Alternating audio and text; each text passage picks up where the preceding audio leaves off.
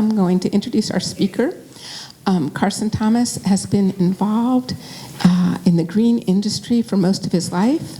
His interest began with trips to local nurseries as a kid, and then in high school he got a job working at a nursery, which continued through college.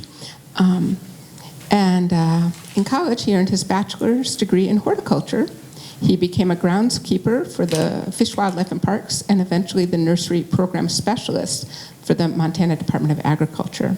He now inspects nurseries, certifies, exports, surveys for pests, and takes action to prevent the artificial spread of invasive species of insects, plants, and diseases throughout Montana. So please help me welcome Carson Thomas.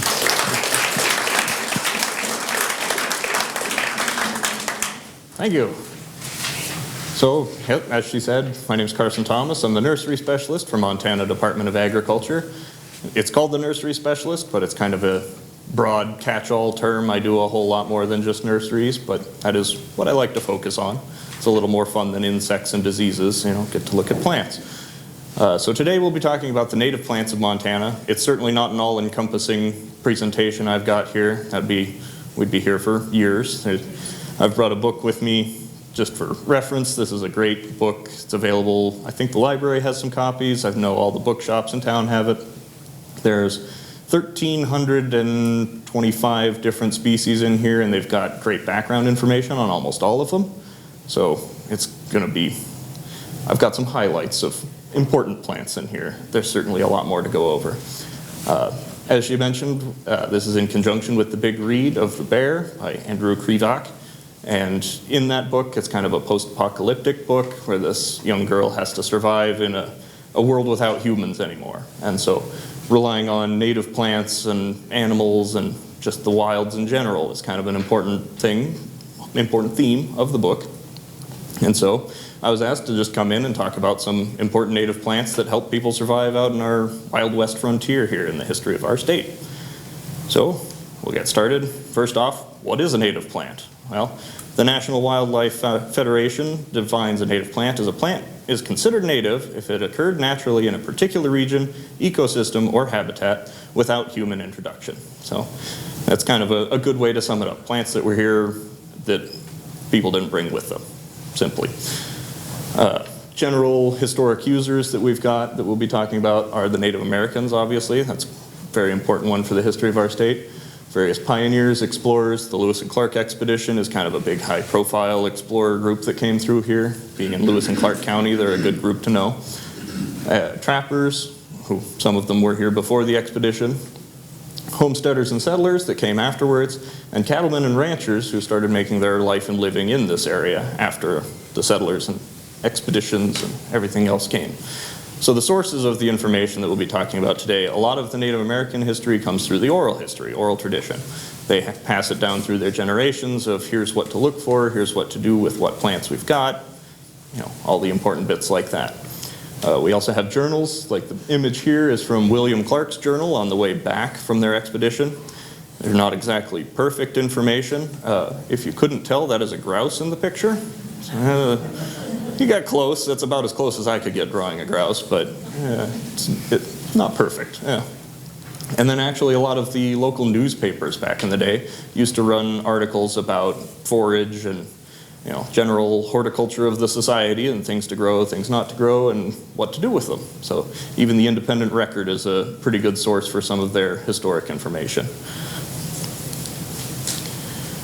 And I should also say, this is not an endorsement to go out and just start sampling all the plants I talk about. Absolutely do your own research, be sure of what you're grabbing. There are a lot of lookalikes that can be quite dangerous, and I don't want to be liable for that. So we'll start with our state flower, quite an important one from history, the bitterroot, Lewisia rediviva. It gets its name, a lot of folks will say that Meriwether Lewis named it, and that's where the genus comes from. Actually, no, he collected the sample and gave it to a botanist by the name of Frederick Perch, who named it for Lewis. So it's kind of a misnomer that in the scientific community, you don't name things for yourself, you name things for people you respect. So in this case, it was officially classified in honor of Meriwether Lewis. And rediviva genuinely means just comes back to life. Lewis collected a bunch of dried samples, brought them back, and the botanist was able to resurrect them almost a full year after they were collected. So there were now living bitter roots found in Missouri, where his office was. So that's where it gets named for Lewis, comes back to life. Pretty interesting. Pretty much all the tribes of Montana had some significant use of this plant, and a lot of them had different favorite uses of the plant. The Shoshone and Flathead would cook it up and kind of sweeten it a little bit, and it was kind of like candy to them. They absolutely loved it. It was a delicacy, a dessert. The Kootenai would use it to flavor meats. They would boil it with salt and then boil the meat in there, and it gave it a different flavor. Some other ones would just peel it, boil it, and make kind of a jelly, a preserve out of it, and take it with them if they were moving from place to place. So significant food for surviving in the rough and wild West. There is a interesting story from the Lewis and Clark expedition where Lewis was offered some of the cooked and boiled bitterroot, and he took one bite, had it sitting in his mouth for a second, and then he described it as he was so nauseous that it was all he could do to not spit it out right in front of the chief.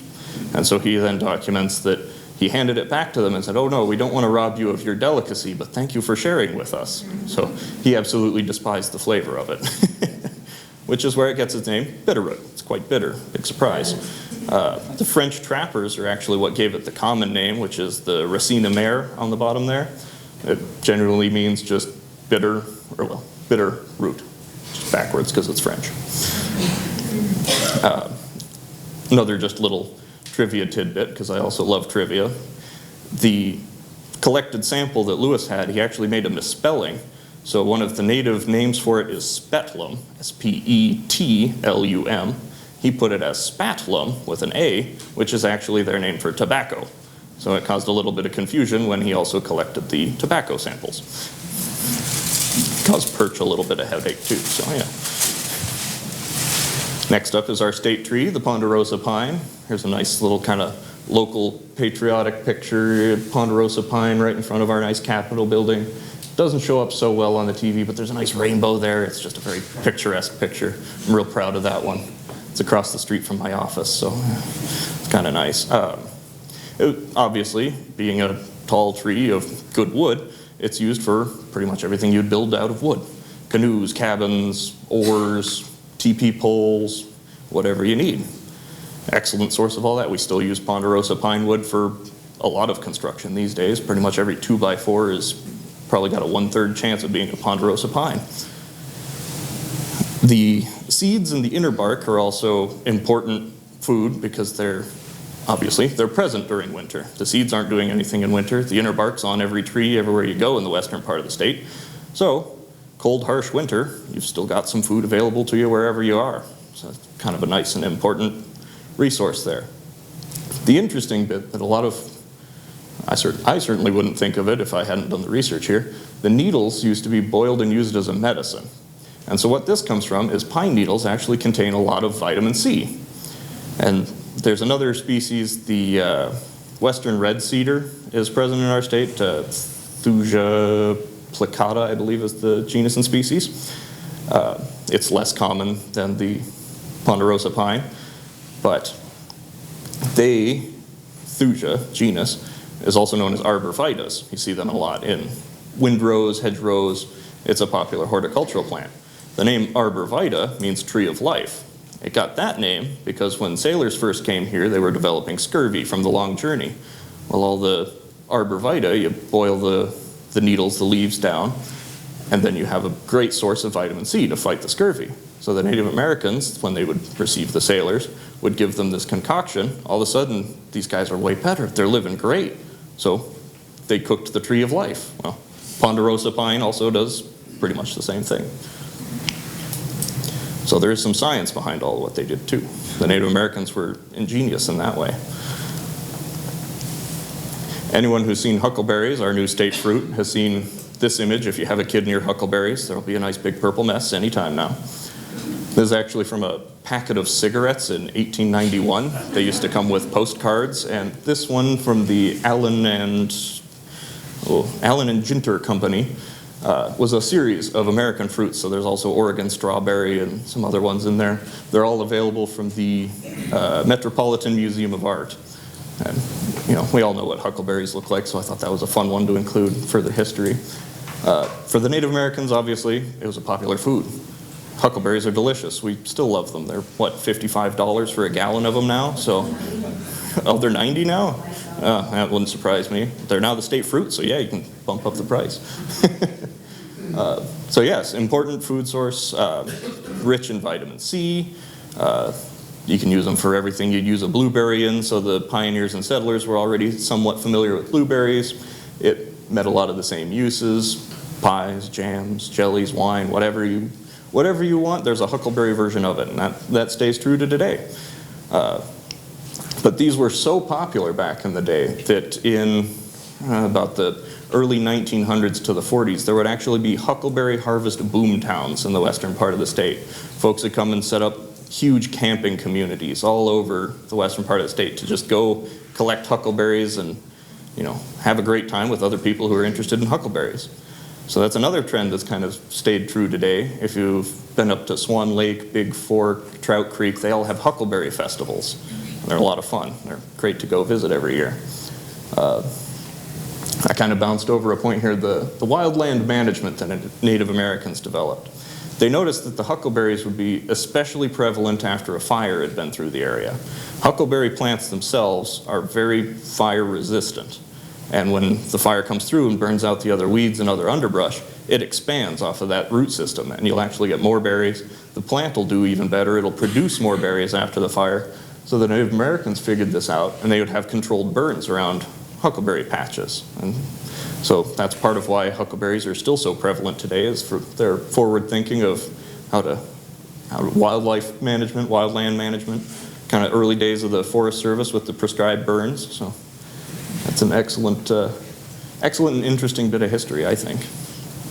And then one other note I've made is both cultures kind of independently developed this tradition that going to pick huckleberries with someone you were romantically interested in, your sweetheart, so to speak, going to pick huckleberries was kind of a turning point in the relationship, that if they wanted to go pick huckleberries with you, you knew it was serious. And so they're the romantic state fruit as well. The unfortunate side of it is it's also the state fruit of Idaho, so mixed feelings there. But and next up, we've got the chokecherry, another especially prevalent one. It's found statewide as its native range. It's the state fruit of North Dakota, so that's a good indicator that they extend over there. They're far less immediately palatable than huckleberries, hence the name chokecherries. Very common food. They're a key ingredient in pemmican, which, if you don't know what pemmican is, it's a Native American way of preserving meats. They would mix several meats, fats, nuts, berries together, kind of press it and dry it on rocks, usually in the sun. And so it's just kind of a granola bar beef jerky substitute for back in the day. It was food you can carry with you. Yeah, sea rations, that's a great way to put it. It's another one that William Clark mentions in his journals, that he says they were gifted this grand gesture of some buffalo pemmican, and the Corps of Discovery absolutely loved it, and they wouldn't leave it as an emergency ration and would eat it sooner than their other food. So it must be pretty good as well. I haven't tried it myself, maybe one day. But chokecherries are also absolutely loaded with antioxidants, all the superfood terms that you'd hear. They've got vitamin C in them, they're very rich in everything. So they're a great cold, fever, upset stomach, just kind of general medicine treatment. Different ways you can prepare it, usually by boiling it and then kind of making a syrup or a sauce out of it to use on something else. Settlers loved it for ripe fruit, for jams, jellies. Another tradition that we keep up today. I think you can go over to Hallmark and buy a whole little pot of chokecherry jam. It's quite good. There's a lot of sugar in it, so make it palatable. But and then this is also a key ingredient in kinnikinnick for a lot of tribes. And if you're not familiar with kinnikinnick, it's a ceremonial smoking mixture. So, whenever they have the pipe out, or the smudge stick kind of idea, the bundled herbs and things, usually chokecherry bark was one of the ingredients in there. And it does make a great smell when it's burning. So I can see why they liked it. Now we've got the Saskatoon serviceberry, sarvisberry, Juneberry, sugar plum, shadbush, pigeonberry. It's got a lot of common names. Pigeonberry, I think, is one that should come back. That sounds quite fun to me. But funny enough, the Saskatchewan community of Saskatoon is named for the berries. So that's a fun bit of trivia there. The name Saskatoon comes from the Cree tribe, if I remember right. And I don't know how to pronounce their version of the word, so I'm not going to embarrass anyone or myself by doing it. So it's just it's a tree with great little fruited berries. You can tell exactly when they're ripe, as long as you get there before the birds, because birds absolutely love them. They're hardy trees, pretty much the whole western part of the state. You'll find them growing along roadways. Anywhere you hike, they're up there. I know the Swan Valley is especially dense with them. And, you know, the same thing, just kind of the fruit's super useful, and everything you can do with a fruit, you can do with a Saskatoon. The branches as well are very strong, very rigid branches. It's a very tough tree. So they were popular for arrows, spears, canes, anything that you'd need some narrow, tough wood for.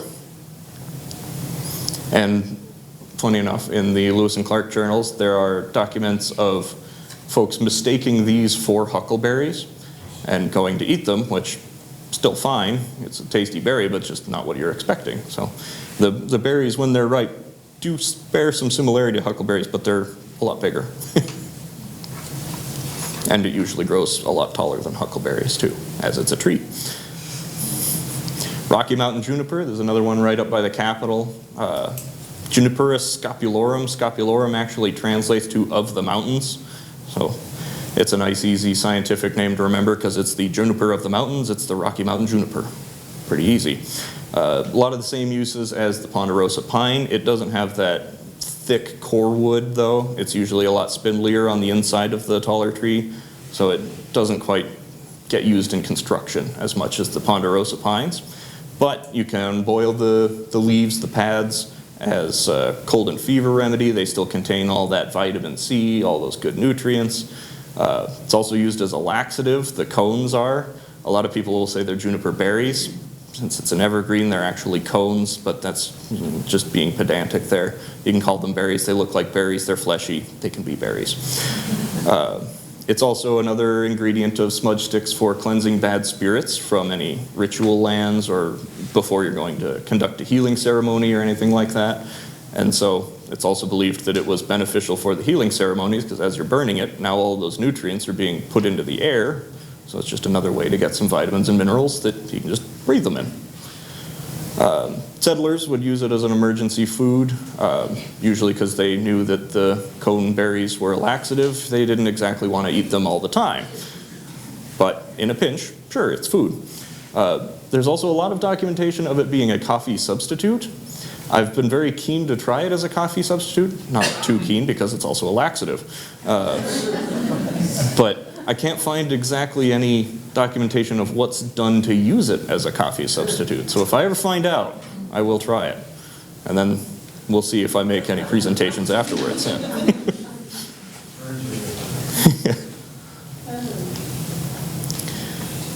Here we've got the Plains Cottonwood, and I figured with this being a meeting from the Historical Society, it'd be good to use some historic photos. So this is actually a picture from the State Forester's report in 1918 or 1912.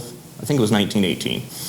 And it was a popular horticulture plant back in the day because it grew fast, it grew well in this environment, it was easy to propagate, and so there's actually a lot of Plains Cottonwoods in the cities now.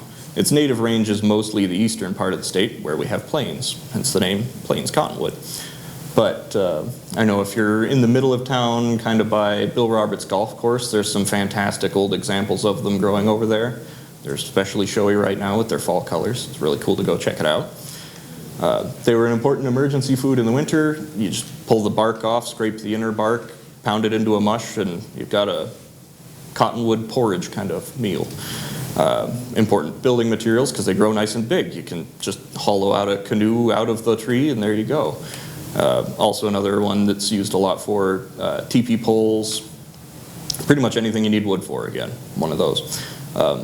An interesting use is the sap is actually used to mask the scent of a person when they're hunting. So give yourself that little edge while you're out there trying to get some bigger game. I think that came from a Blackfoot elder, if I remember right. Trying to remember each tribe's specific use. So I'll make some mentions of that, but I'll probably miss a couple. There's a lot of information in here. And then cough and cold medicine, again, it contains some vitamin C, but also that sap is cooked down to make kind of a cough syrup. So it's just an early form of cough syrup. You drink down this sappy goo and coats your throat, and all of a sudden it doesn't hurt as bad. So early medicine, fun to learn about. Then ranchers, this is an interesting one, would use the inner bark as a medicinal tea to treat gastric disorders.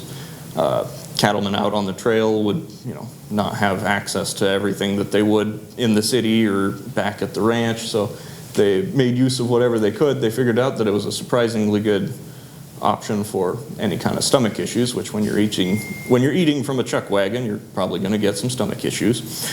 But this actually comes from Charles Goodnight, his personal journal, if you're familiar with his name. He's known as the father of the Texas Panhandle, and kind of a spotted history. He was a Confederate scout during the Civil War, but he was also a bison rancher and is one of the primary donors of bison that we now have at Yellowstone Park. So kind of a good and bad, interesting historic character. Certainly has a lot of interesting adventures. It's quite neat to go and look through his journals and read some of his story. It's neat to read all of these stories. The Native American stories are also just as interesting. But it's just neat to be able to track something to a specific person. Here we have Quaking Aspen, a close relative of the Plains Cottonwood. It's Populus tremuloides. Tremuloides, trembling, quaking. It's another easy scientific name connection to make there. You can always tell when these ones are around because you'll notice if there's just any kind of breeze at all, maybe even not even a noticeable breeze, all the leaves are trembling and shaking and they make this fun rattling noise. They're a neat tree, they're very popular in landscapes, but they are native here as well. They are used for all different kinds of medicine. I learned this new word of anthelminitic, which is a dewormer. So you would make a decoction of boiling the bark and it would help you get rid of parasitic worms. So I thought I'd throw that fun word in there. There's also a fever reducer, general pain relief, just kind of general medicine. And if you're familiar with aspirin, that's where it gets its name. Aspirin's from aspens. Kind of fun bit there. The wood doesn't splinter, so it's a quite popular wood for any kind of serving bowls, silverware, not really silverware, wood tableware, chopsticks, yeah. For a modern use, sauna benches, yeah. And also just like the cottonwood, it's winter fodder for the animals. You scrape the inner bark, they'll eat it right up and help you get through the nice harsh winters that we have. There's only famously a few of those around here. Here we have the prickly pear cactus. Examples in Montana don't get quite that elaborate. This is one of my personal pictures from the Kew Botanic Gardens over in London. They have a very exciting example in a greenhouse. I was excited to see a Montana native plant over there, but pretty much all prickly pear, well, I shouldn't say pretty much, all prickly pear cactuses fall into the genus Opuntia, and they're all in western United States. But there's about 200 different species of them. We have quite a few of them in Montana, but most of the ones you see here are about that tall with a single flower, and that's about all they do. Yeah, the primary species is the polyacantha, which means many needles. They're especially prickly. They're also a superfood. The fruit that they bear, it's usually one of two colors. It's either bright red, and these will be a sweeter fruit. A lot of people say it kind of tastes like strawberries a little bit. They're more packed with vitamin C and things like that, or they'll have a yellow fruit that tastes more like a vegetable, kind of like carrots, and they're rich in the carotenoids that give them that color, but both of them are especially nutrient rich, very delicious. They require some special handling if you're going to eat them though, obviously, as it's a cactus. So once you've gotten rid of all the big needles, then there's little ones that you can't see when you immediately look at it. And so what you do is you cut the ends off of the fruit, you squish a stick into it, and then you roast it over a fire, and you'll watch all the little hairs, they're called glochids, just burn off of that. Once those are gone, then you can split the skin off and Then you can just eat it as is. It's a delicious fruit, or you can make any kind of dish you want out of it. Just the other day I saw prickly pear lemonade in the store. I was interested to get that.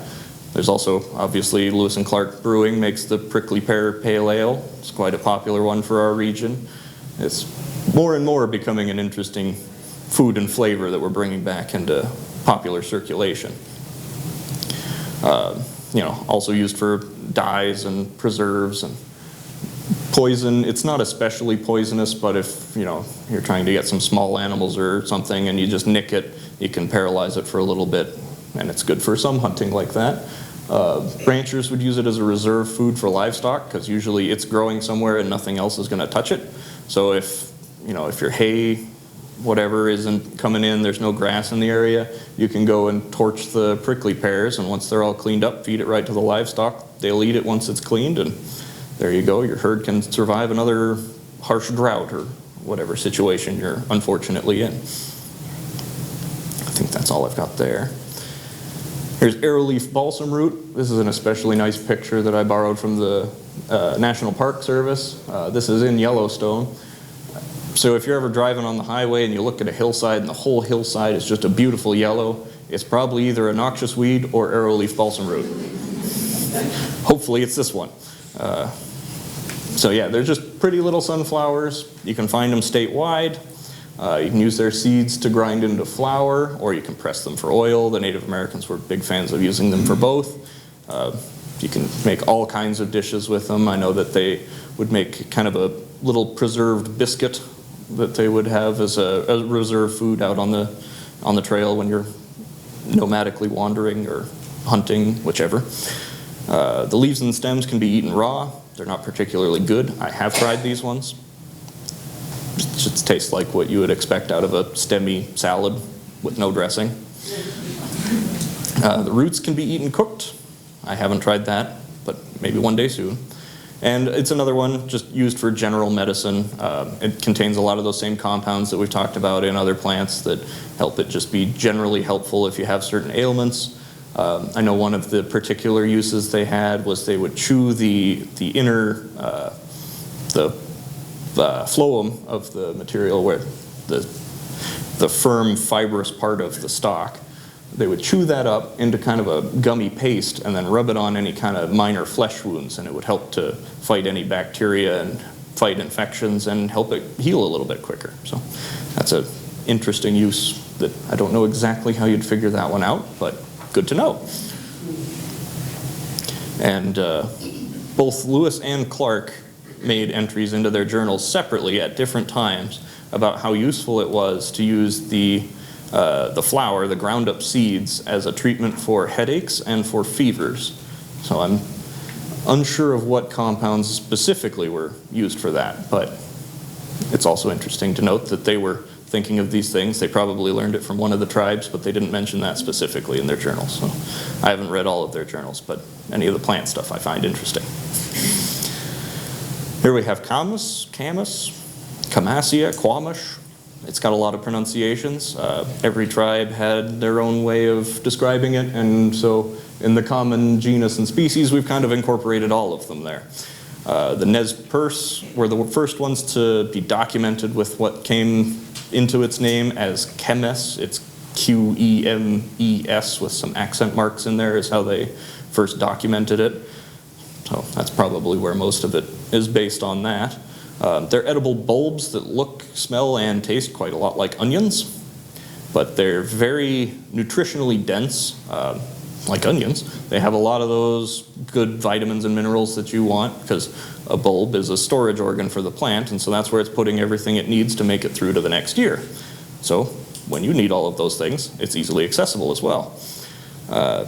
It's also documented as being used as a sweetener. They would cook it, boil it in kind of a shallow boil, and then take the skimmings off the top, and it was apparently tasted like sugar. So it was an interesting sweetener that they would use to make kind of a nutritionally dense syrup that was popular with several of the tribes around here.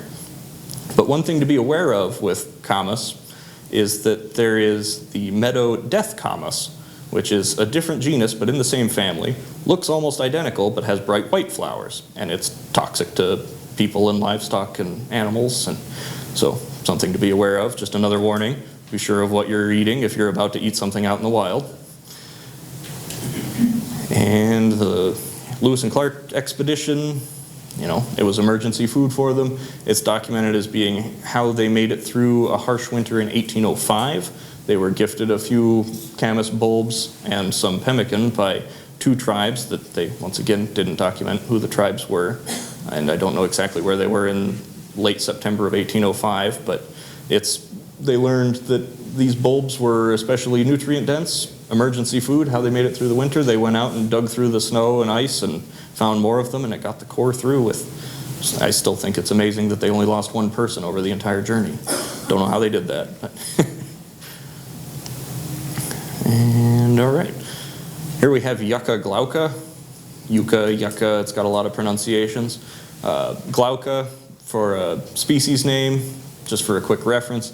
If you have a plant that has kind of a waxy surface to the leaves that you can easily wipe off with your hand, it's probably got the species name of glauca because that is called glauca. A good common example of it is the Colorado blue spruce is Picea glauca, Picea pungens variety glauca. And it's got that same thing. That's what makes it blue. You can wipe it right off the needles and then it's green. So there you have it. Yuccas, though, were used for making soap. They contain a compound in their roots called saponins, which are still used in making soap today. It's actually very common in making soaps today. It's what builds the lather up. And so this was a popular soap for everything from washing hair to hides to your person. Any kind of thing you needed soap for, you could use yucca root soap. It smells very, very faintly of bananas. I guess bananas smell like them because this is an older species. But it's well documented for a lot of medicinal uses as well. It being a plant that exists in these harsh desert environments, it is the main source of nutrients for pretty much anything in those harsh desert environments. And so you can see here's an especially prolific bloom of them. This is from, I think it's out by Hardin. But if you ever drive to Billings in the middle of summer when everything's drying out, the entire highway is lined with yuccas. You'll see them everywhere you look. It'll be the only thing that's green, and they're very spiky. One of their other common names is Spanish bayonet for the old rifle bayonets because they're that pokey. I think it's also known as soapweed for that soap quality that I mentioned. It's an important fiber. You can take those big leaves, you can rip it in half, and then you've got some fibrous ties for bundling things together, whatever you need. Weave it into baskets real easy. You don't even have to cure it. It's just that tough right on its own. And it's a good food source. So once the flowers are on them, like those yellow bits that you see there, you can use those, just throw them in a salad, and it's a nice herbal salad. You can let it develop the actual fruits. They also kind of look like bananas, or bananas look like them.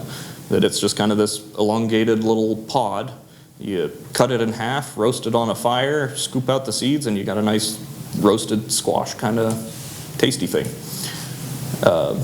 Interesting little side trivia on this one.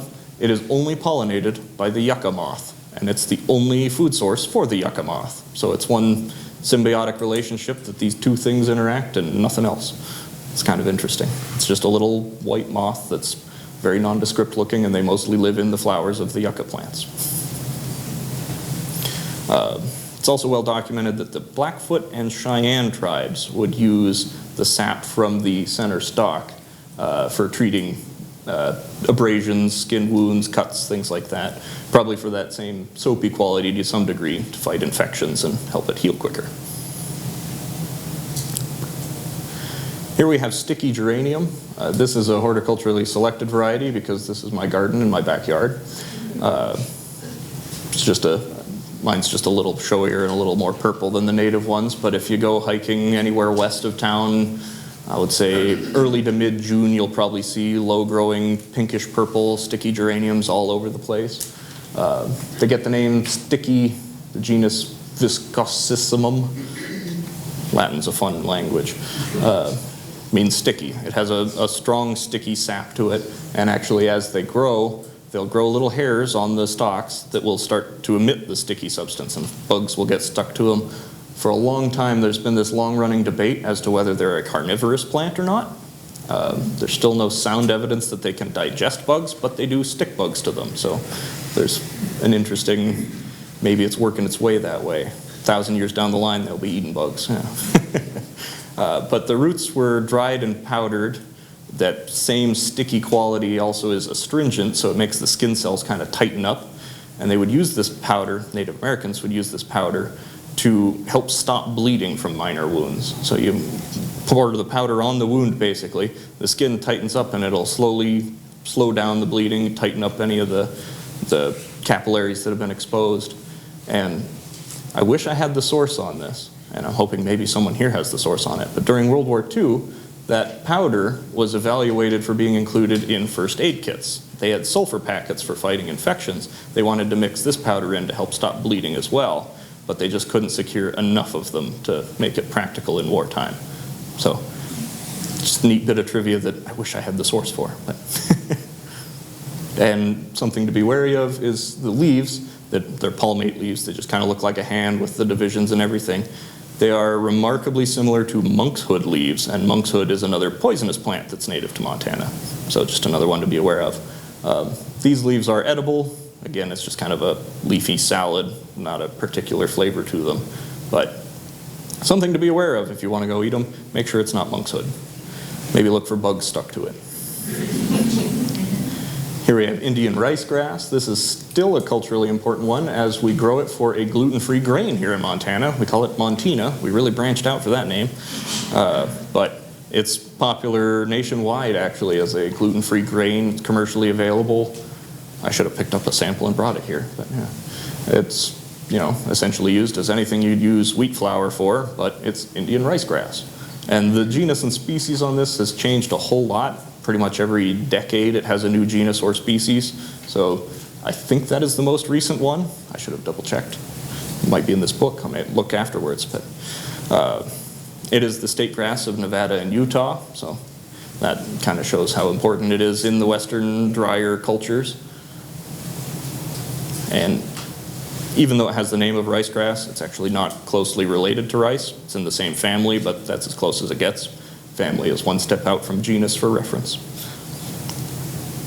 And here we have water hemlock. We have a lot of reports of this one at the department. I get pretty much every 3 months I'll get an email about it during the spring to summer seasons. It is highly toxic. It is documented as the most toxic plant in North America. One of the funny comparisons I heard is Montana is the Australia of North America, where we have the most things that will try to kill you. So that's kind of fun. There's actually 4 species of it that are present throughout the state and throughout the West, but they all fall in Cuda. They're all present in the state, so you'd likely see them. Native Americans realized how toxic it was pretty early on and would use it very, very carefully in very, very diluted amounts if you ate something else that you needed to vomit up right away, because it could trigger vomiting in 15 seconds of taking a small sample, as I recall. So, dangerous plant, but practical uses if you're careful. And they also used it as a poison for anything you'd need a poison for, because it's poisonous. It's also known as cowbane for an interesting reason, that if a cow eats 8 ounces of it, so not very much of the plant, and that's weight ounces, not volume ounces, so just a small sample of the plant, it can kill a full-size cow in about 15 minutes. So it's an important plant to control if you're a rancher, or any kind of herds keeper. I think sheep are also susceptible, and they love the flavor of it, so they will seek it out. So, just to hammer in the point, the correct identification is important. We've got 3 plants up here. One of them will kill you, one of them will cause serious burns to your skin, and one of them is edible and delicious. For just a quick interaction, can anyone shout out which one is edible and delicious? Nope. Nope. It is the middle one. That is Angelica, which is wild celery. The left one here is the cowbane water hemlock. The one on the right there is the, they call it Satan celery. I remember that because it's a fun name for it. Cow parsnip, that's the other common name. Heraculum is the genus. But it causes it has a photoreactive sap to it that if you have the sap on your skin and then you're out in UV light, then it causes severe burns and rashes. So it's not something you want to go touching barehanded. But yeah, you can see that just the white umbra flowers, all of them have excellent that characteristic. You have to look past some nice larkspur in that picture, which is another toxic plant, just for reference. But yeah, they're very similar. So the main identification difference is basically not visible in these pictures. So you have to get right up on them. You have to look at very closely at the base of the leaves, the base of the flowers, just to make sure you're looking for the same thing. And the water hemlock does form kind of a parsnip-looking root, so it was often mistaken for parsnips as well. And so that's another part of why I hammer in. Proper identification is very important if you're interested in foraging. And so with that, that's just kind of a quick run through of some highlighted plants. Here's some additional resources. Some of these I used for references for making this presentation. The top 3 are some very good books. I believe all of them are available from this library. This is my physical example of the 3rd book there. It's an excellent book. It's got 1,300 or so species in it, and it has most of the native uses also in it. Pretty much every plant has just a little paragraph under it. Good pictures for identification, and it warns you if there's a toxic lookalike. The Native American Ethnobotany Database, it's a great resource from the Botanic Research Institute of Texas, which is what BRIT.org stands for. It's not the famous British encyclopedia, Encyclopedia Britannica. And then, of course, the Montana Native Plant Society also has some fantastic publications that they've kept up through the years. I'm a strong advocate for them, though I'm not a member. And that's my last slide, and I think now it's question time if anyone has any questions.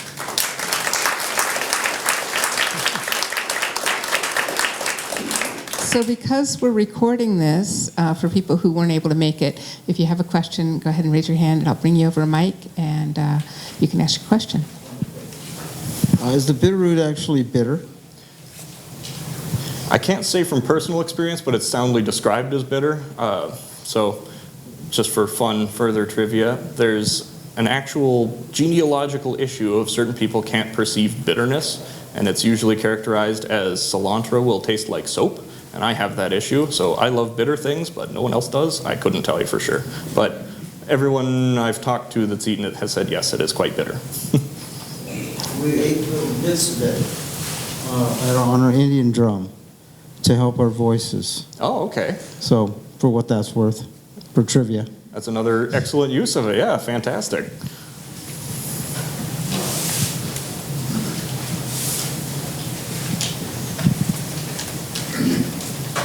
Why does the huckleberries grow when the fire burns out? That's an excellent question. 0 cents. It's because the plant itself is so good at holding water in that it's able to resist the fire when it comes through. And so if nothing around it actually catches a strong fire and it's a quick moving fire, doesn't stick around too long, the plant will keep itself from burning. All the weeds and other plants around it go away, so the huckleberries can expand, and then they're doing so well, they want to produce more berries to produce more fruit to keep expanding. So that means infinite huckleberries? Yes, more huckleberries, yeah.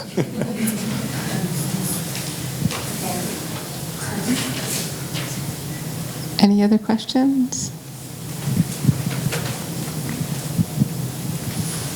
So this was talking a lot about, you were talking a lot about the native plants. Have there been any invasive species that have like threatened these plants or changed the environment somehow, that sort of thing?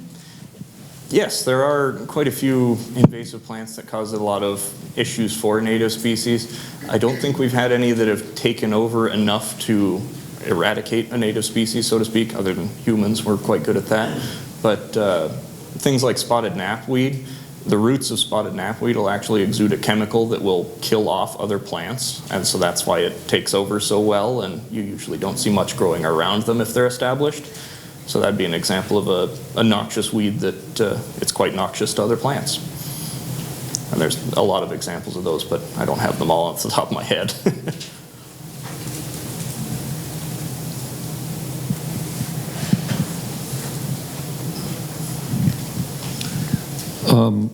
The juniper berries are used in making gin, I believe. Is that correct? It is, yes. So junipers are found worldwide. There's a lot of different species of them, and usually the junipers that are found in Europe and particularly in the United Kingdom are especially flavorful for making gin. I don't know if anyone makes a local Rocky Mountain juniper gin, but that would be an interesting marketing point if someone wanted to try. My second question was the prickly pear, you mentioned some aspect of it, or it could be used for poison. Can you clarify that a little bit more? Yes, so the needles themselves actually have kind of a numbing agent to them. The plant, as it develops, it's developing those defensive spikes to keep things from eating it. The needle itself has a small compound in it. We don't feel it as much, but for a smaller nervous system, say if you're hunting a rabbit or something like that, it could actually be enough to harm and stun the animal. It's not so much a poison, but just a additional effect to any kind of weapon or implement you're using to try and harvest the animal. I'm wondering about prickly pear, actually. My niece told me that Mexico City made its fortune on prickly pear under the Aztecs because of the dye. And I'm wondering, is our prickly pear the same as their? I mean, theirs is much bigger, she said, but are they related? They are related. They're in the same genus, different species. Theirs is a lot bigger and it grows those bright red fruits. And actually, if you look at the Mexican flag, if I remember right, there's an eagle in the middle and it's carrying a piece of prickly pear. So it is very culturally significant for Mexico. It also grows quite well down there. And I've actually an interesting side bit off of prickly pear there. It has become a noxious weed in Australia. It was introduced down there as kind of a food source you could grow and kind of a garden plant. And it grows so well that it actually will overtake homesteads, and you can have building-sized prickly pear cactus over there. It is something to see. Yeah. What we know about huckleberries, for example, and chokecherries being turned into commodities, have any of the poisons or any of the ones that you classified or put in the category as food been commercialized and also maybe patented? I don't know about patents right off. For commercialization, you can find a lot of commercial prickly pear products, like I mentioned there. But yeah, beyond the juniper berry gin, but I don't think anyone uses Rocky Mountain junipers for that. I can't think of any right off the bat. I do know we have some chokecherry orchards, smaller ones that some folks have started up. But yeah, I'd have to look into that a little further. In Saskatoon, Saskatchewan, they grow Saskatoon orchards and make it into all sorts of things for sale, including flavored tea, as well as jams, jellies, and all sorts of wonderful pastries. Yeah, it sounds like an excellent use of it. Probably parallels how we use huckleberries in our marketing. And that does remind me, I think in Front Street Market in Butte, I did see Saskatoon syrup, if I remember right. And lots of wine. And wine, yes. An important one, yes.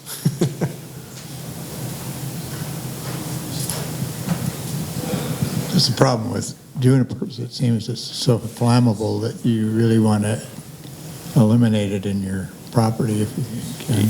It definitely is a big fire risk. Yeah, it doesn't carry much moisture in the juniper itself, and so yeah, they go up like a candle, so to speak. Yeah.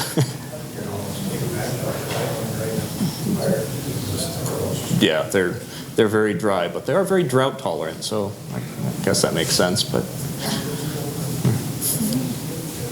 Well, thank you so much once again.